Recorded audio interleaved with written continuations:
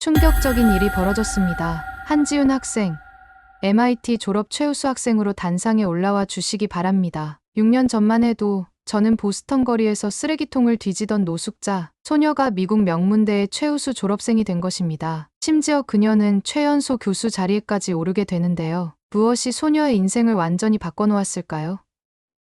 그 기적 같은 여정을 함께 따라가 보시죠. 그 전에 잠깐 1초 만에 누를 수 있는 좋아요 버튼을 꾹 눌러주시면 영상 제작에 큰 힘이 됩니다. 그럼 바로 사연 시작하겠습니다. 안녕하세요. 저는 한지훈입니다. 오늘 이 자리에서 제 이야기를 나누게 되어 정말 영광이에요. MIT 졸업식 날, 제 이름이 호명되는 순간을 아직도 생생히 기억합니다. 한지훈 학생, 최우수 졸업생으로 단상에 올라와 주시기 바랍니다. 그 순간 제 눈에서는 눈물이 멈추지 않았어요. 어떻게 제가 이 자리까지 오게 되었는지 가끔은 꿈만 같습니다. 저는 한국에서 태어났습니다. 제 생모가 어떤 분인지, 왜 저를 포기하셔야 했는지는 오랫동안 알 수 없었어요. 4살 때 미국으로 입양되어 새로운 삶을 시작했죠. 처음 몇 년은 정말 행복했습니다. 양부모님은 친절하셨고 제게 많은 관심과 사랑을 주셨어요. 그때는 정말 꿈같은 나날이었습니다. 하지만 9살 즈음부터 모든 것이 달라지기 시작했어요. 양부모님의 표정이 점점 차가워졌고 대화도 줄어들었습니다. 어느 날 양어머니가 술에 취해 저에게 말했죠. 우린 널 원한 게 아니었어. 우리가 바랐던 건 금발에 파란 눈을 가진 아이였어. 그 말이 얼마나 제 가슴을 찢었는지 모릅니다. 밤마다 이불 속에서 울었어요. 왜 나는 버림받아야 하지? 왜 이런 대우를 받아야 하지? 12살이 되던 해, 우리 가정은 완전히 무너졌습니다. 양아버지는 사업에 실패하고 알코올 중독자가 되셨어요. 양어머니는 다른 남자를 만나 집을 떠났죠. 그 후로 양아버지의 폭력은 날이 갈수록 심해졌습니다. 술만 드시면 저를 찾아 소리를 지르고 때로는 손찌검도 하셨어요. 매일 밤 공포 속에서 잠들어야 했습니다. 14살 생일날이었어요. 학교에서 돌아오자 양아버지가 술에 완전히 취해 있었습니다. 제 생일은커녕 왜 이렇게 늦게 왔냐며 소리를 지르셨어요. 그날은 특히 심했습니다. 벨트를 풀어 저를 때리기 시작했죠. 너무 아팠어요. 그때 마침 양어머니가 짐을 가지러 오셨고 저를 말리다가 같이 다치셨습니다. 그 혼란 속에서 저는 본능적으로 도망쳤어요. 신발도 제대로 못 신고 지갑도 없이 그저 도망치고 싶다는 생각만으로 밖으로 뛰쳐나갔습니다. 그날 밤 처음으로 거리에서 밤을 보냈어요. 공원 벤치에 앉아 하늘의 별을 바라보며 울었습니다. 이제 어떻게 해야 하지? 두려움과 불안함이 밀려왔지만 돌아갈 수는 없었어요. 그 집은 더 이상 제 집이 아니었으니까요. 다음 날부터 본격적인 노숙 생활이 시작됐습니다. 처음에는 친구 집에 며칠 머물렀지만 곧 환영받지 못한다는 것을 느꼈어요. 친구 부모님의 의심 어린 눈빛, 속삭이는 대화들. 결국 다시 거리로 나와야 했습니다. 보스턴의 겨울은 정말 춥습니다. 얇은 점퍼 하나로 버티기엔 너무 혹독했어요. 음식을 구하기 위해 쓰레기통을 뒤지기도 했고 패스트푸드점에서 남은 음식을 찾기도 했습니다. 하루는 맥도날드에서 남은 햄버거를 먹으려는데 직원이 쫓아와 소리쳤어요. 여기서 나가. 손님들이 불편해해. 그때의 수치심은 아직도 생생합니다. 어떤 날은 하루 종일 아무것도 먹지 못했어요. 배고픔보다 더 견디기 힘든 건 사람들의 시선이었습니다. 동정, 경멸, 무관심. 그 모든 시선이 저를 더 작게 만들었어요. 어떤 사람은 지나가며 말했죠. 내 부모가 널 버린 이유가 있겠지. 그 말에 더 깊은 상처를 받았습니다. 하지만 가장 어려웠던 건 희망을 잃어가는 느낌이었어요. 과연 이 삶에서 벗어날 수 있을까? 매일 밤 같은 질문을 던지며 잠들었습니다. 그렇게 거의 6개월을 거리에서 보냈어요. 14살의 어린 나이에 저는 이미 인생의 바닥을 경험하고 있었습니다. 그러던 어느 날, 영하의 날씨에 얼어 죽을 것 같아 무작정 도서관으로 들어갔어요. 따뜻한 온기와 책 냄새, 처음으로 안전하다고 느꼈습니다. 그 도서관이 제 운명을 완전히 바꿔놓을 줄은 그때는 몰랐죠. 도서관은 제게 안식처가 되었습니다. 따뜻한 온기와 책장 사이에서 저는 잠시나마 현실을 잊을 수 있었어요. 처음에는 그저 추위를 피하는 장소로 시작했지만 점차 책에 눈길이 가기 시작했습니다. 책장을 둘러보다가 우연히 손에 잡힌 책, 수학의 아름다움이라는 제목이었어요. 표지에는 복잡하면서도 아름다운 기하학적 도형이 있었습니다. 첫 페이지를 열었을 때 이런 문장이 제 눈에 들어왔어요. 수학은 자연의 언어다. 우주의 비밀을 푸는 유일한 도구. 그 순간 뭔가 가슴이 울렸습니다. 왜인지 모르게 눈물이 났어요. 아마도 혼돈스러운 제 삶 속에서 확실한 무언가를 갈망했던 것 같습니다. 그날 밤 도서관이 문을 닫을 때까지 그 책을 읽었어요. 그 다음 날도 도서관으로 향했습니다. 수학책을 읽고 연습 문제를 풀기 시작했어요. 처음에는 어려웠지만 점차 이해가 되기 시작했습니다. 수학에는 명확한 법칙이 있었어요. 10일은 항상 이었고 피타고라스의 정리는 절대 변하지 않았습니다. 그 확실성이 혼란스러운 제 현실 속에서 유일한 위안이 되었어요. 도서관 사서 메리는 저를 의심스러운 눈으로 지켜보다가 점차 친절하게 대해주기 시작했습니다. 어느 날 제게 물었어요. 매일 여기 와서 공부하는구나. 학생이니? 저는 말문이 막혔습니다. 사실을 말하면 쫓겨날까 두려웠어요. 그래서 어색하게 웃으며 네, 학생이에요. 라고 거짓말했습니다. 메리는 꾸준히 저를 지켜보다가 어느 날 조용히 제게 다가왔어요. 점심은 먹었니? 당황스러웠지만 고개를 저었습니다. 그녀는 자신의 도시락을 절반 나눠주었어요. 그날부터 메리는 종종 음식을 나눠주었고 가끔은 옷도 가져다 주었습니다. 그녀가 제 상황을 알았는지는 모르겠지만 그 작은 친절이 저를 살아있게 했어요. 도서관에서 수학 문제를 풀던 어느 날이었습니다. 한 노신사가 제 노트를 유심히 들여다보고 있었어요. 저는 민망해서 노트를 덮으려 했지만 그분이 말씀하셨습니다. 이 풀이 방식, 흥미롭군. 계속해도 괜찮겠니?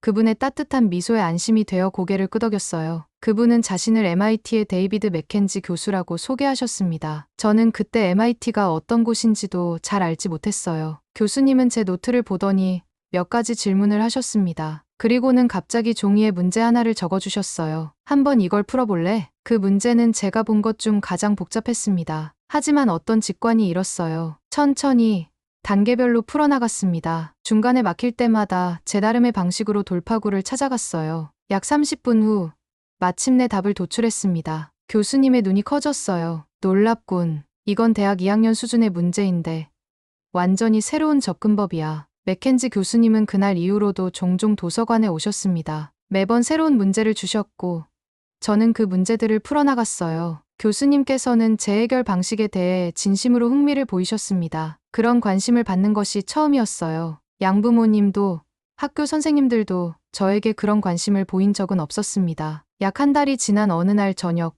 도서관이 문을 닫을 시간이 되었습니다. 맥켄지 교수님은 저를 바라보시더니 조심스럽게 물으셨어요. 오늘 밤 어디서 자니?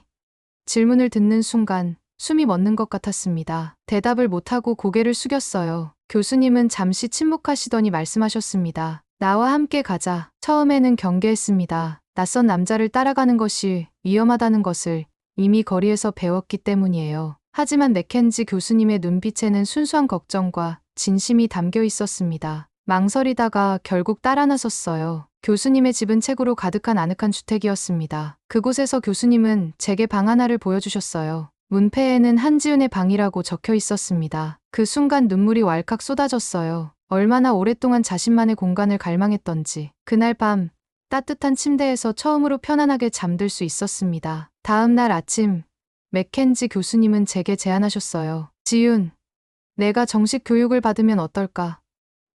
넌 엄청난 잠재력이 있어. 그 말씀에 저는 고개를 저었습니다.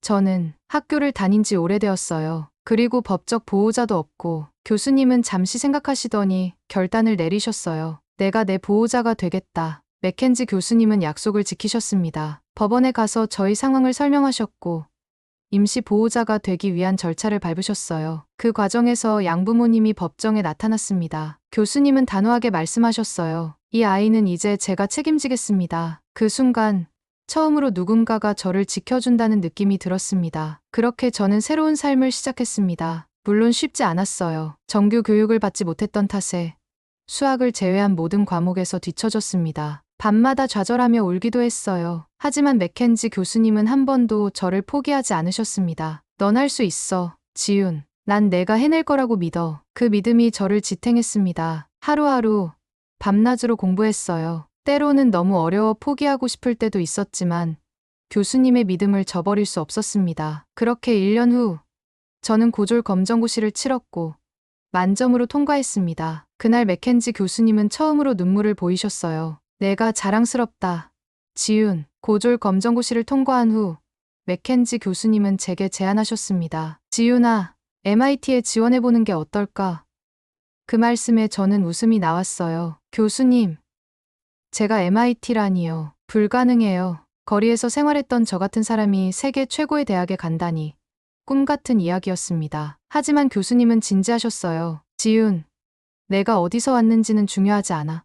중요한 건 내가 어디로 가느냐야. 과거가 아니라 내 능력이 미래를 결정한다. 그 말씀에 용기를 얻어 지원서를 작성했습니다. 지원 에세이에는 제 이야기를 솔직하게 담았어요. 거리에서의 생활, 수학과의 만남, 그리고 새로운 희망까지. 몇 달 후 두꺼운 봉투가 도착했습니다. 손이 떨리더군요. 천천히 편지를 꺼냈고 첫 문장을 읽자마자 믿기지 않았어요. 합격을 축하합니다. MIT가 저를 받아준 것입니다. 그 자리에서 주저앉아 울었습니다. 맥켄지 교수님은 제 어깨를 토닥이며 말씀하셨어요. 이제 시작이란다. 지윤. MIT 첫날은 정말 압도적이었습니다. 캠퍼스는 거대했고 모든 학생들은 자신감 넘쳐 보였어요. 처음으로 자신감이 없어졌습니다. 내가 정말 여기에 속할까? 오리엔테이션 중에 한 학생이 제게 물었어요. 어느 고등학교 출신이야? 제가 검정고시를 봤다고 하자 그 학생의 눈빛이 변했습니다. 곧 소문이 퍼졌어요. 한지윤은 노숙자였대. 특별 전형으로 운 좋게 들어왔겠지. 그런 시선과 말들이 저를 괴롭혔습니다. 수업 중에도 주눅이 들었어요. 다들 너무 똑똑해 보였고 저는 뒤처지는 기분이었습니다. 특히 물리학과 화학은 정말 어려웠어요. 독학으로는 배울 수 없었던 실험실 기술들이 필요했습니다. 어느 날 화학 실험 중 실수로 장비를 망가뜨렸어요. 교수님은 실망한 표정으로 말씀하셨습니다. 기본적인 것도 모르나요? 창피함에 얼굴이 붉어졌고 그날 밤 맥켄지 교수님께 전화했어요. 못하겠어요. 포기하고 싶어요. 전화기 너머로 교수님의 차분한 목소리가 들려왔습니다. 지윤, 넌 지금까지 얼마나 많은 어려움을 이겨냈니? 이것도 이겨낼 수 있어. 증명하라. 내가 여기 있어야 할 이유를. 그 말씀이 제게 불을 지폈습니다. 다음 날부터 더 열심히 공부했어요. 밤새도록 화학 실험 기술을 연습했고 물리학 수업을 위해 선행 지식을 쌓았습니다. 도서관에서 밤을 새우는 일이 잦아졌어요. 때로는 너무 지쳐 책상에서 잠들기도 했습니다. 중간고사 기간 몇 주 동안 하루에 34시간밖에 자지 못했어요. 건강이 악화되어 한 번은 기숙사에서 쓰러지기도 했습니다. 룸메이트가 걱정스레 물었죠. 괜찮아? 너무 무리하는 거 아니야? 저는 웃으며 대답했어요. 괜찮아. 이 정도는 아무것도 아니야. 첫 번째 중간고사 결과가 발표되었습니다. 심장이 쿵쾅거렸어요. 천천히 성적을 확인했습니다. 수학 99점, 물리학 95점, 화학 92점. 믿을 수 없었어요. 모든 과목에서 최상위권이었습니다. 교수님들도 놀라셨어요. 특히 화학 교수님은 제게 다가와 말씀하셨습니다. 한지윤 학생, 정말 놀라운 성과예요. 처음에는 의심했지만 이제는 인정합니다. 그날 이후로 사람들의 시선이 바뀌기 시작했어요. 특별 전형이나 운이 좋았다는 말 대신 천재적인 수학 실력이라는 말이 들려왔습니다. 하지만 제게 가장 중요한 것은 외부의 인정이 아니었어요. 제 자신에 대한 믿음이 생겼다는 것. 그게 진짜 변화였습니다. 대학 2학년이 되자 연구 기회도 찾아왔어요. 맥켄지 교수님의 추천으로 양자 컴퓨팅 연구실에서 학부 연구원으로 일하게 되었습니다. 처음에는 단순 데이터 정리 같은 일을 맡았지만 점차 핵심 연구에 참여하게 되었어요. 제 수학적 직관이 복잡한 양자 알고리즘 개발에 도움이 되었습니다. 3학년 때는 첫 논문을 공동 저자로 발표했어요. 양자 컴퓨팅에서의 새로운 최적화 알고리즘이라는 제목의 논문이었습니다. 학술지에 제 이름이 적힌 것을 보는 순간 현실감이 없었어요. 맥켄지 교수님은 제 등을 토닥이며 말씀하셨습니다. 이제 시작일 뿐이야. 4학년이 되자 졸업 후 계획을 세우기 시작했습니다. 여러 대학원에서 장학금 제안이 왔어요. 하버드, 스탠포드, 프린스턴. 하지만 제 마음은 이미 정해져 있었습니다. MIT에 남아 박사 과정을 밟기로 결심했어요. 맥켄지 교수님과 계속 연구하고 싶었습니다. 졸업식 날, 제 이름이 호명되었어요. 한지윤 학생, MIT 수학과 최우수 졸업생. 단상에 오르는 순간, 지난 시간들이 영화처럼 스쳐 지나갔습니다. 쓰레기통을 뒤지던 소녀, 도서관에서 눈물 흘리며 수학책을 읽던 모습, 맥켄지 교수님과의 첫 만남, 그리고 MIT 입학까지.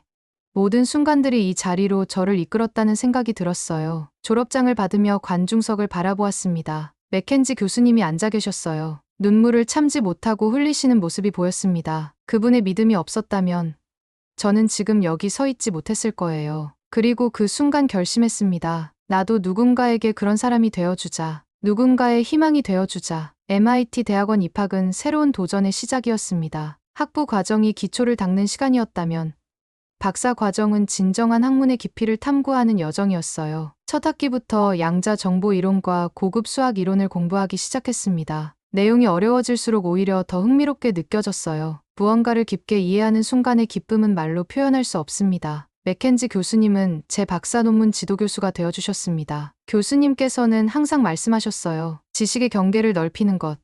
그것이 우리 연구자의 사명이지. 그 말씀을 가슴에 새기며 저는 양자 컴퓨팅의 새로운 영역을 탐구하기 시작했습니다. 특히 양자 알고리즘의 최적화와 오류 수정에 관심이 많았어요. 박사 2년 차에 접어들며 연구가 본격화되었습니다. 실험실에서 밤을 새우는 일이 많아졌어요. 복잡한 수학 공식과 씨름하며 새로운 이론을 정립해 나갔습니다. 때로는 몇 주간 진전이 없어 좌절하기도 했지만 그럴 때마다 맥켄지 교수님은 격려해 주셨어요. 연구는 마라톤이야. 단거리 경주가 아니라. 어느 날 밤 몇 달간 풀지 못했던 문제에 대한 해결책이 갑자기 떠올랐습니다. 새벽 3시였지만 즉시 공식을 검증해보기 시작했어요. 수시간의 계산 끝에 이론이 옳다는 것을 확인했습니다. 너무 기뻐 맥켄지 교수님께 전화를 걸었어요. 새벽이었지만 교수님은 기꺼이 받아주셨습니다. 교수님, 해냈어요.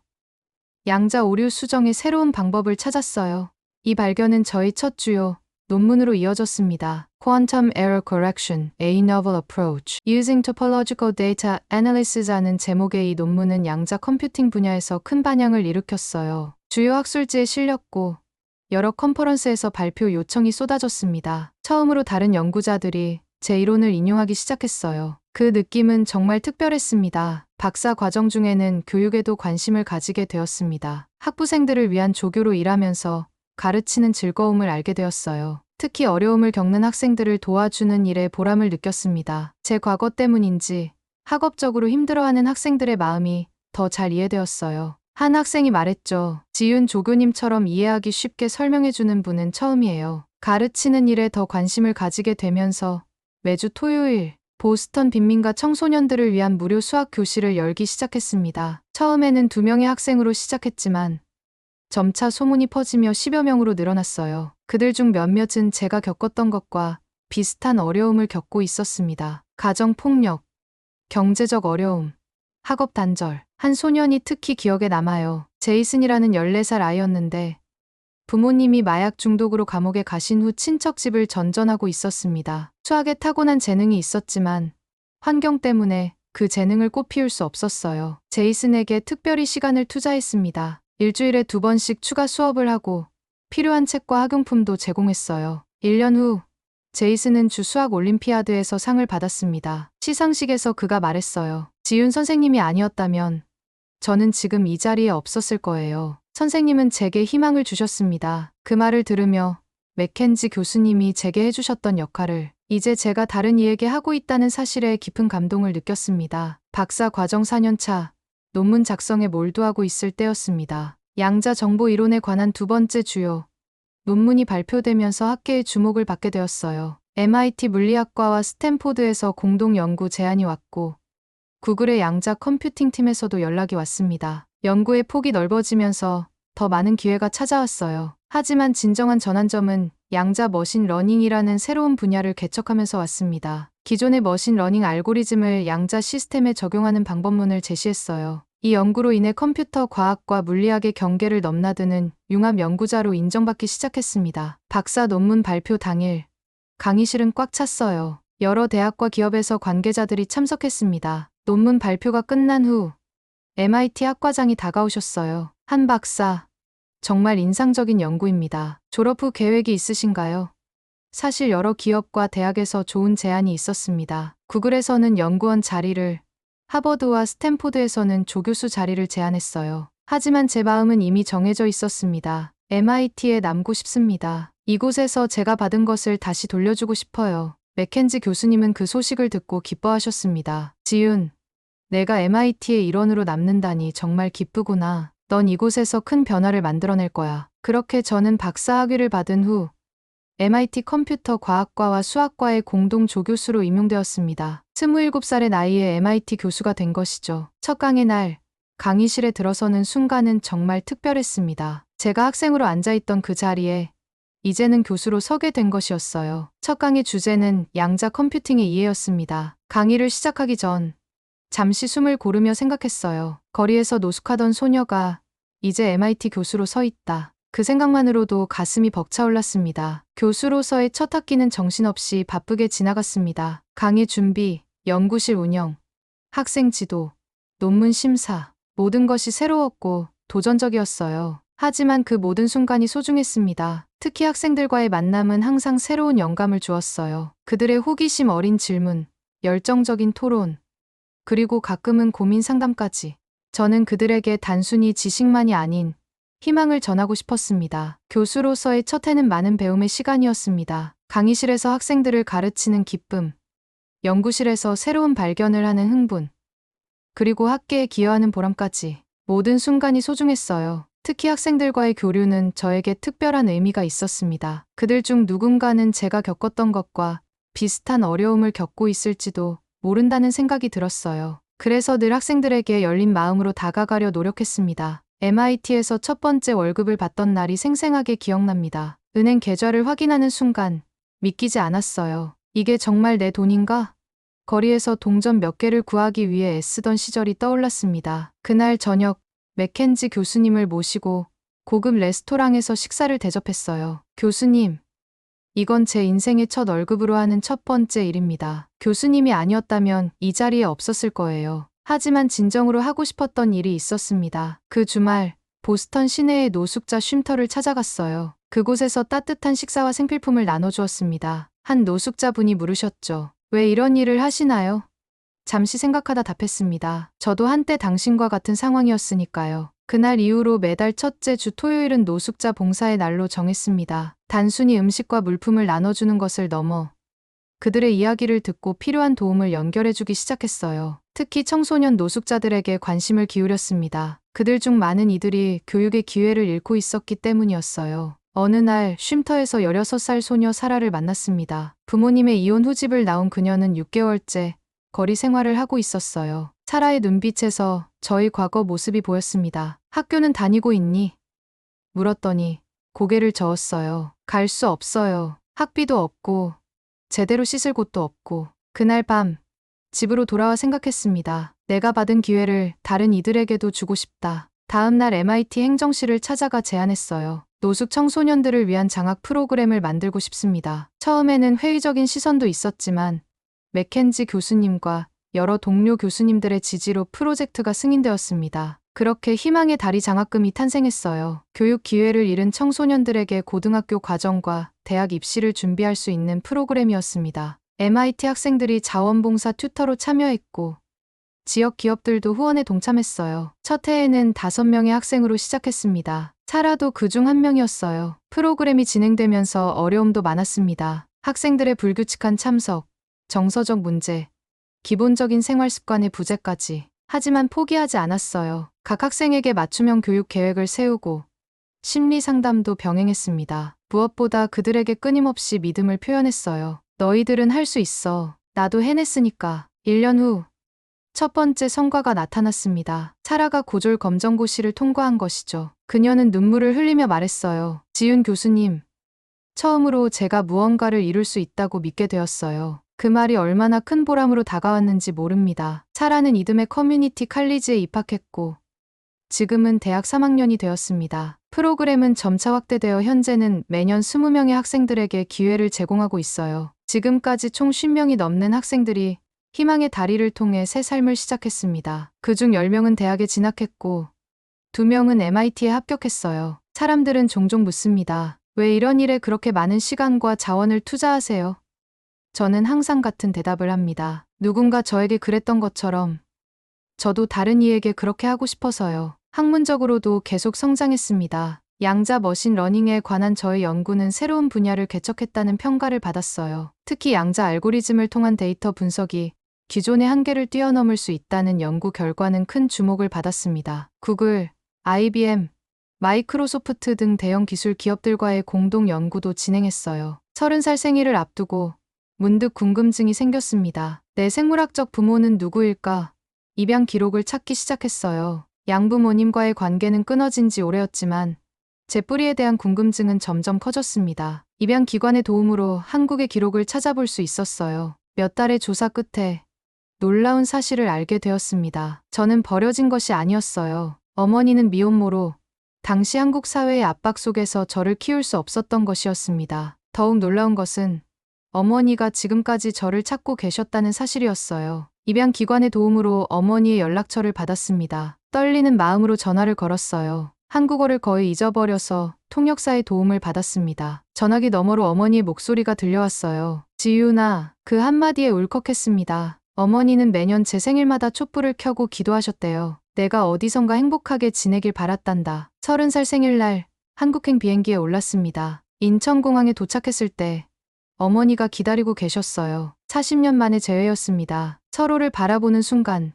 말이 필요 없었어요. 달려가 어머니를 끌어안았습니다. 그 품은 낯설면서도 이상하게 익숙했어요. 어머니는 계속해서 미안하다, 사랑한다를 반복하셨습니다. 한국에서 보낸 2주 동안 어머니와 많은 이야기를 나눴어요. 어머니는 저를 포기한 후 결혼하지 않고 혼자 사셨대요. 항상 죄책감에 시달렸다고 하셨습니다. 하지만 지금 이렇게 만난 것만으로도 충분해. 내가 잘 자라줘서 정말 고맙다. 그 말씀에 더 이상 아픔이 없었어요. 오히려 감사함이 밀려왔습니다. 한국에서 돌아온 후 더 큰 열정으로 연구와 교육, 그리고 희망의 다리 프로그램에 매진했습니다. 어머니와의 재회가 제게 새로운 에너지를 주었어요. 이제는 한 달에 한 번씩 영상통화로 어머니와 소통하고 있습니다. 한국어도 조금씩 다시 배우고 있어요. 어머니는 내년에 미국을 방문하실 예정입니다. MIT 교수로서의 생활이 5년째 접어들면서 제 연구 분야는 더욱 확장되었습니다. 양자 컴퓨팅과 머신러닝을 결합한 연구는 이제 국제적인 주목을 받기 시작했어요. 특히 양자 신경망 네트워크라는 개념을 처음 제시한 논문은 세계적인 학술지 네이처의 표지를 장식했습니다. 그 논문이 발표된 후 세계 각국에서 강연 요청이 쏟아졌어요. 처음으로 한 국제학회 기조연설이 생각납니다. 도쿄에서 열린 양자 정보 국제 컨퍼런스였어요. 무대에 올라 1000명이 넘는 청중을 마주했을 때 숨이 막혔습니다. 내가 과연 이 자리에 설 자격이 있을까?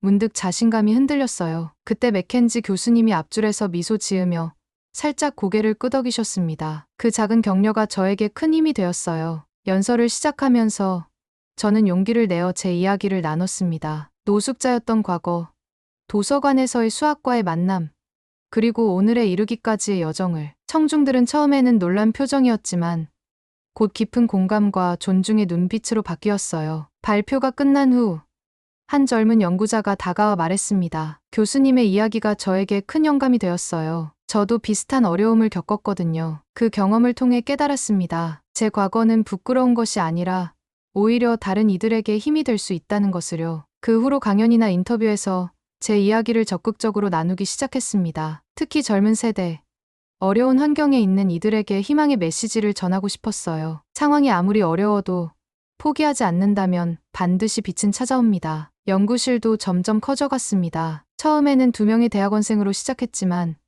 이제는 전 세계에서 온 15명의 연구원이 함께하고 있어요. 다양한 배경과 문화를 가진 이들이 모여 새로운 아이디어를 창출해내는 과정이 정말 아름답습니다. 저는 항상 강조했어요. 우리는 단순히 연구만 하는 곳이 아니라 서로의 다양성을 존중하고 배우는 공동체입니다. 연구실 멤버들과 함께 시작한 프로젝트 중 가장 보람 있었던 것은 양자 기술로 세상을 바꾸자라는 프로그램이었어요. 개발도상국의 젊은 과학자들을 초청해 양자 컴퓨팅 기술을 교육하는 프로그램이었습니다. 첫 해에는 아프리카와 남미에서 온 10명의 연구자들이 참여했어요. 그들과 함께 일하며 기술이 얼마나 다양한 사회적 문제 해결에 기여할 수 있는지 새롭게 깨달았습니다. 케냐에서 온 아데바 박사는 말했어요. 양자 컴퓨팅이 우리 지역의 농업 문제 해결에 도움이 될 수 있을 것 같아요. 그의 아이디어를 발전시켜 우리는 함께 토양 데이터를 분석하는 양자 알고리즘을 개발했습니다. 이 기술은 농작물 수확량을 예측하고 최적화하는 데 도움이 되었어요. 아데바 박사가 귀국 후 이 기술을 현지에 적용했다는 소식을 들었을 때 정말 큰 보람을 느꼈습니다. 학문적 성공과 함께 개인적인 성장도 있었습니다. 오랫동안 저를 괴롭혔던 트라우마와 불안을 치유하기 위해 심리 상담을 받기 시작했어요. 처음에는 두려웠지만 점차 내면의 상처를 마주하고 치유하는 법을 배웠습니다. 특히 양부모님에 대한 분노와 원망을 내려놓는 과정이 가장 어려웠어요. 하지만 상담사는 말했습니다. 용서는 그들을 위한 것이 아니라 당신 자신을 위한 것입니다. 오랜 고민 끝에 양부모님을 찾아갔습니다. 15년 만의 만남이었어요. 양아버지는 많이 늙어 있었고 더 이상 술을 마시지 않고 있었습니다. 그는 제 얼굴을 보자마자 눈물을 흘리며 말했어요. 미안하다. 정말 미안하다. 그 말에 저도 눈물이 났습니다. 오랫동안 품어왔던 분노가 서서히 녹아내리는 느낌이었어요. 완전한 용서까지는 아직 시간이 필요하지만 그날 저는 치유의 첫걸음을 내딛었습니다. 인생의 또 다른 변화는 데이빗이라는 사람과의 만남이었어요. 그는 MIT 의과대학 교수로 암 연구자였습니다. 학교 행사에서 우연히 만났는데 처음부터 편안한 대화가 이어졌어요. 그는 제 과거를 알고도 전혀 개의치 않았습니다. 당신의 이야기는 당신이 어떤 사람인지를 보여주는 거야. 그리고 난 그런 당신이 정말 존경스러워. 데이빗과의 관계는 천천히 그리고 자연스럽게 발전했습니다. 서로의 연구에 대해 이야기하고 함께 책을 읽고 보스턴의 공원을 산책하며 시간을 보냈어요. 그와 함께 있으면 편안했고 무엇보다 있는 그대로의 제 모습을 보여줄 수 있었습니다. 1년 후 우리는 결혼했어요. 간소한 결혼식이었지만 가장 소중한 사람들이 함께했습니다. 맥켄지 교수님, 한국에서 오신 어머니, 연구실 동료들, 그리고 희망의 다리 프로그램의 학생들까지. 결혼 후에도 우리는 각자의 연구를 계속했습니다. 놀랍게도 양자 컴퓨팅과 암 연구는 생각보다 많은 접점이 있었어요. 데이빗과 함께 양자 알고리즘을 이용한 암 유전자 분석 프로젝트를 시작했습니다. 서로 다른 분야의 지식을 결합해 새로운 접근법을 찾아가는 과정이 정말 흥미로웠어요. 인생의 또 다른 큰 변화는 임신 소식이었습니다. 아이를 가졌다는 사실을 알았을 때 형언할 수 없는 기쁨과 동시에 두려움이 밀려왔어요. 좋은 부모가 될 수 있을까? 자라오면서 건강한 부모의 모델을 경험해보지 못했기 때문에 그런 걱정이 들었습니다. 하지만 데이빗은 항상 저를 안심시켰어요. 우리는 함께 할 거야. 실수도 하겠지만 그것도 배움의 과정이야. 임신 중에도 연구와 희망의 다리 프로그램 운영을 계속했습니다. 물론 체력적으로 힘든 순간도 많았지만 이를 통해 오히려 마음의 안정을 찾았어요. 특히 학생들과의 만남은 큰 위로가 되었습니다. 그들의 성장을 지켜보며 저도 함께 배우고 성장했으니까요. 어느덧 출산이 한 달 앞으로 다가왔습니다. 데이빗과 함께 아이의 방을 꾸미며 새로운 시작에 대한 기대와 설렘이 커져갔어요. 맥켄지 교수님은 벌써 할아버지라고 불러달라며 아이 용품을 한가득 사오셨습니다. 어머니도 한국에서 아기 옷과 전통 태교책을 보내주셨어요. 지금 이 순간 저는 제 삶을 돌아보며 깊은 감사함을 느낍니다. 거리에서의 절망적인 순간부터 오늘에 이르기까지 모든 경험이 지금의 저를 만들었어요. 고통스러웠던 순간들조차도 이제는 소중한 배움의 시간이었다고 생각합니다. 그리고 이 모든 여정에서 가장 중요한 것은 믿음이었어요. 맥켄지 교수님이 저를 믿어주셨듯이 이제는 제가 다른 이들에게 그런 믿음을 전하고 있습니다. 저는 딸 소피아를 출산했습니다. 2021년 5월 15일 맑은 봄날이었어요. 진통이 시작되고 12시간의 힘든 과정 끝에 아이가 세상에 나왔을 때 그 작은 울음소리는 제가 들어본 가장 아름다운 소리였습니다. 데이빗은 내내 제 곁을 지켜주었고 아이를 처음 안았을 때 그의 눈에도 눈물이 고였어요. 지윤, 우리가 가족이 되었어. 소피아를 품에 안는 순간 이상한 감정이 밀려왔습니다. 제가 태어났을 때 제 생모도 이런 감정을 느꼈을까요? 그리고 저를 떠나보내야 했을 때 얼마나 아팠을까? 처음으로 어머니의 마음을 진심으로 이해할 수 있었어요. 출산 후 한국에 계신 어머니와 통화했을 때 우리는 말없이 함께 울었습니다. 그 눈물 속에는 수십 년의 이별과 그리움, 그리고 이제는 새로운 연결이 담겨 있었어요. 육아는 제가 경험해본 가장 어려우면서도 가장 보람 있는 일이었습니다. 연구와 강해, 그리고 육아를 병행하는 것은 상상했던 것보다 훨씬 힘들었어요. 밤에는 아이가 깨고 낮에는 연구실 미팅과 강의로 바빴습니다. 하지만 동시에 소피아는 제게 새로운 관점을 선물해 주었어요. 세상을 더 넓게, 미래를 더 길게 바라보게 되었습니다. 육아 휴직 후 복귀한 첫날, 강의실에 들어서자 학생들이 박수로 저를 맞이했어요. 교수님, 축하드립니다.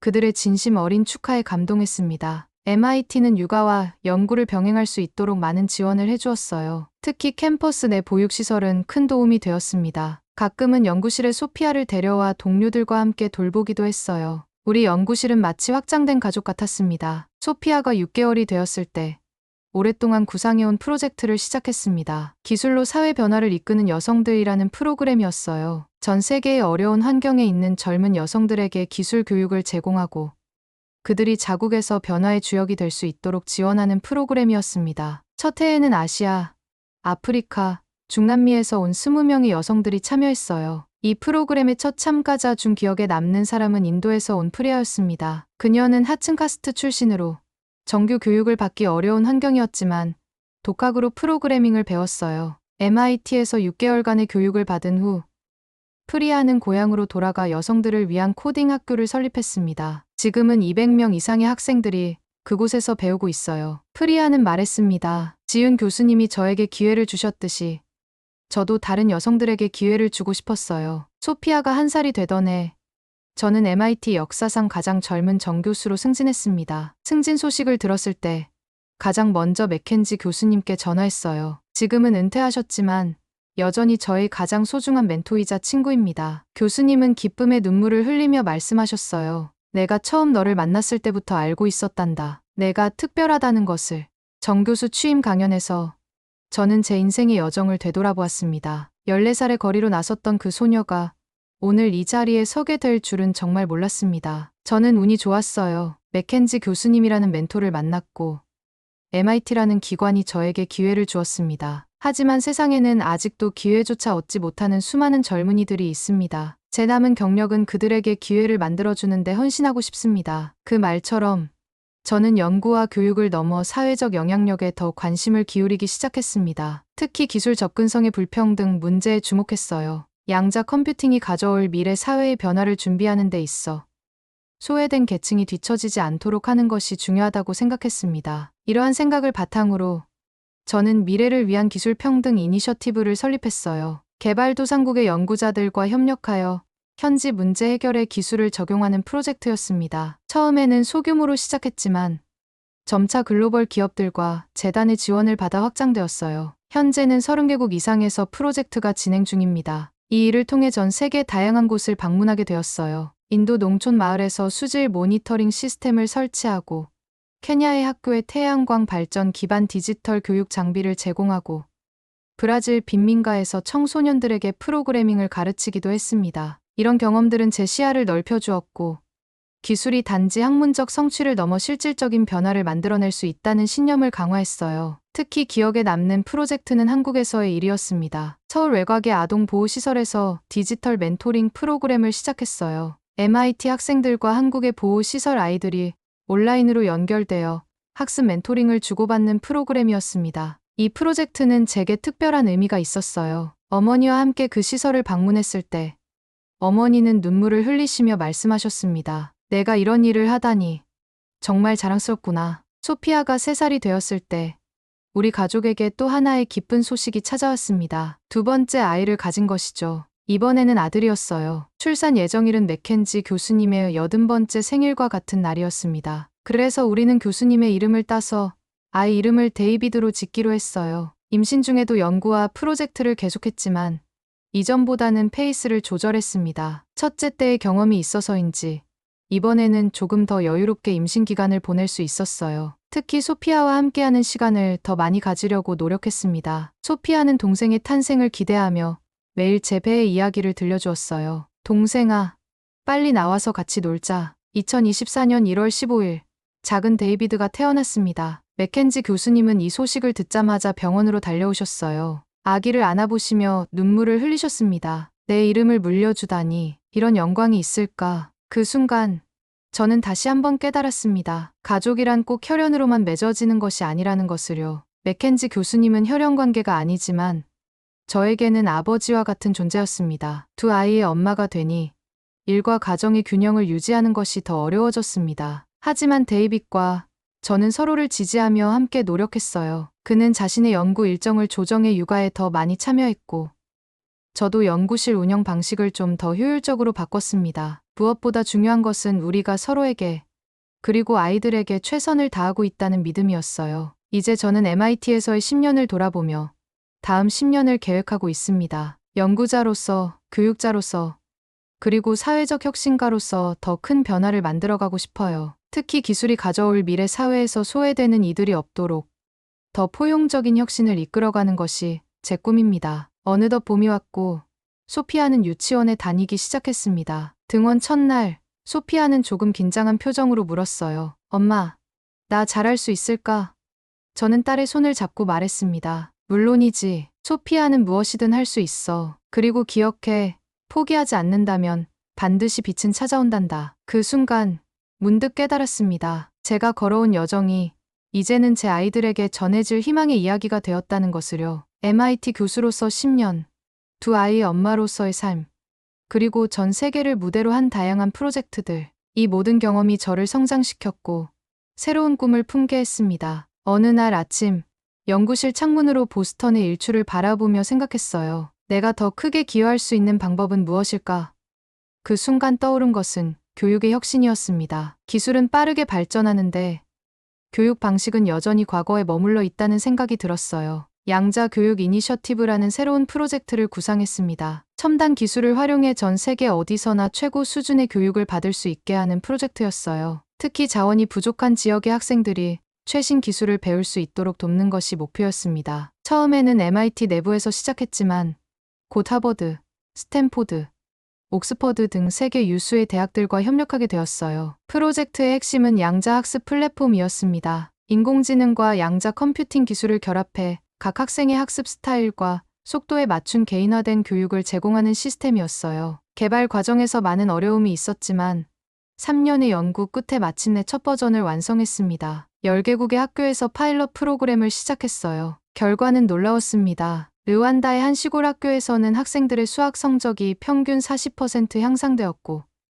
인도 슬럼가 학교에서는 중퇴율이 절반으로 줄었어요. 한 학생이 보낸 메시지가 기억납니다. 지윤 교수님의 플랫폼 덕분에 처음으로 꿈을 가질 수 있게 되었어요. 저도 언젠가 MIT에서 공부하고 싶습니다. 이 프로젝트는 언론의 주목을 받기 시작했고 유엔에서도 관심을 보였습니다. 2025년 유엔 교육 포럼에 초청받아 연설했어요. 기술은 그저 특권층만의 도구가 아니라 모든 이에게 기회를 제공하는 다리가 되어야 합니다. 우리의 목표는 어디에 살든 어떤 환경에 있든 모든 아이가 자신의 잠재력을 발휘할 수 있게 돕는 것입니다. 그 연설 이후 여러 국가의 정부와 기업들이 협력을 제안해왔습니다. 특히 한국 정부와의 협력은 제게 특별한 의미가 있었어요. 한국의 교육부 장관이 직접 MIT를 방문해 제안했죠. 한국의 기술력과 교육 열정, 그리고 교수님의 혁신적인 플랫폼이 만나면 어떤 변화를 만들어낼 수 있을지 기대됩니다. 한국 방문은 항상 특별합니다. 어머니와 함께 고향을 둘러보고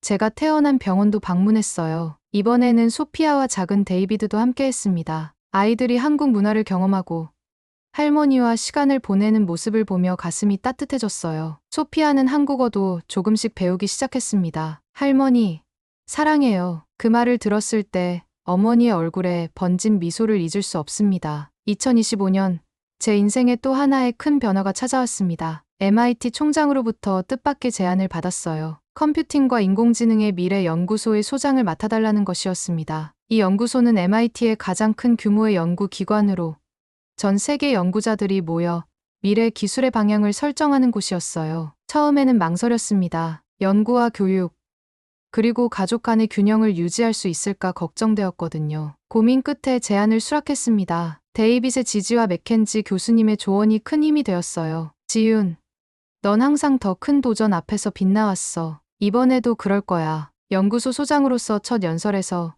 저는 3가지 핵심 가치를 제시했습니다. 포용성, 책임감, 그리고 희망. 우리가 개발하는 기술은 모든 이에게 열려 있어야 하고 사회적 책임을 져야 하며 더 나은 미래에 대한 희망을 심어주어야 합니다. 연구소 운영은 예상보다 더 큰 도전이었습니다. 300명이 넘는 연구원들을 이끌고 수십 개의 프로젝트를 관리하는 일은 정말 쉽지 않았어요. 때로는 밤새 회의를 하고 전 세계를 오가며 협력 기관들과 소통해야 했습니다. 하지만 그 모든 과정에서 저는 성장했고 더 넓은 시야를 가지게 되었어요. 가장 보람 있었던 순간 중 하나는 연구소의 차세대 과학자 프로그램을 시작했을 때였습니다. 이 프로그램은 전 세계의 어려운 환경에 있는 젊은 연구자들에게 MIT에서 연구할 기회를 제공하는 것이었어요. 첫 해에 50명의 연구자를 선발했는데 그중 절반은 여성이었고 80%는 개발도상국 출신이었습니다. 이 프로그램의 첫 연구자들이 MIT에 도착한 날 환영식을 열었어요. 그들의 열정 가득한 눈빛을 보며 문득 제가 처음 MIT에 왔을 때의 모습이 떠올랐습니다. 단상에 올라 말했어요. 여러분 모두가 각자의 이야기를 가지고 있습니다. 그 이야기가 여러분을 특별하게 만들고 여러분만의 독특한 관점을 제공합니다. MIT는 여러분의 잠재력을 믿습니다. 그리고 저는 여러분이 세상을 바꿀 것이라고 믿습니다. 연구소 소장으로서 2년째 저는 가끔 제 여정을 돌아봅니다. 14살의 거리로 내몰렸던 그 소녀가 이제는 세계적인 연구 기관을 이끌고 있다니. 때로는 믿기지 않아요. 하지만 이 모든 것이 가능했던 이유는 단 하나. 누군가가 저를 믿어주었기 때문입니다. 맥켄지 교수님처럼 저도 다른 이들에게 그런 존재가 되고자 노력하고 있습니다. 요즘 저는 종종 보스턴 시내의 공원 벤치에 앉아 지나가는 사람들을 바라봅니다. 때로는 노숙자들에게 다가가 이야기를 나누기도 해요. 당신의 이야기가 궁금합니다. 그들의 이야기를 듣고 가능한 도움을 연결해 주려 노력합니다. 얼마 전에는 다른 쉼터와 협력하여 디지털 역량 교육 프로그램을 시작했어요. 노숙자들이 기본적인 컴퓨터 기술을 배우고 일자리를 찾을 수 있도록 돕는 프로그램이었습니다. 지금의 저는 연구자, 교육자, 두 아이의 엄마, 그리고 사회적 혁신가로서의 역할 사이에서 균형을 찾으려 노력하고 있습니다. 완벽하진 않지만 매일 조금씩 성장하고 있어요. 거리에서의 경험이 제게 가르쳐준 가장 중요한 교훈은 감사함과 겸손함입니다. 저는 매일 아침 일어나 오늘이라는 선물에 감사하며 하루를 시작합니다. 어제는 소피아가 학교에서 돌아와 물었어요. 엄마, 어떻게 하면 엄마처럼 될 수 있어요? 저는 딸의 손을 잡고 말했습니다. 소피아, 엄마처럼 될 필요는 없어. 내가 되고 싶은 사람이 되면 돼. 중요한 건 포기하지 않는 것. 그리고 다른 사람들에게 친절하게 대하는 거야. 소피아는 고개를 끄덕이며 말했어요. 알았어요. 엄마, 저도 누군가를 도울 거예요. 이제 저의 이야기는 여기서 끝나지만 사실 여정은 계속되고 있습니다. 여러분도 각자의 여정 속에서 도전과 어려움을 겪고 계실 거예요. 하지만 기억하세요. 여러분의 현재 상황이 미래를 결정하지 않습니다. 포기하지 않는다면 반드시 빛은 찾아올 거예요. 그리고 누군가 여러분을 믿어준다면 그 믿음에 보답하세요. 언젠가 여러분도 다른 이에게 그런 사람이 될 수 있을 테니까요. 여러분, 오늘의 이야기가 어떠셨나요? 저처럼 어려운 환경에서 시작했지만 꿈을 이루고 싶으신 분들께 조금이나마 용기가 되었기를 바랍니다. 제 이야기가 마음에 와닿으셨다면 주변의 다른 분들에게도 공유해주세요. 좋아요와 구독도 잊지 마시고요. 또한 여러분의 이야기나 생각이 있다면 댓글로 남겨주세요. 여러분의 이야기도 누군가에게 큰 힘이 될 수 있으니까요. 다음 영상에서 또 다른 감동적인 이야기로 찾아뵙겠습니다. 감사합니다.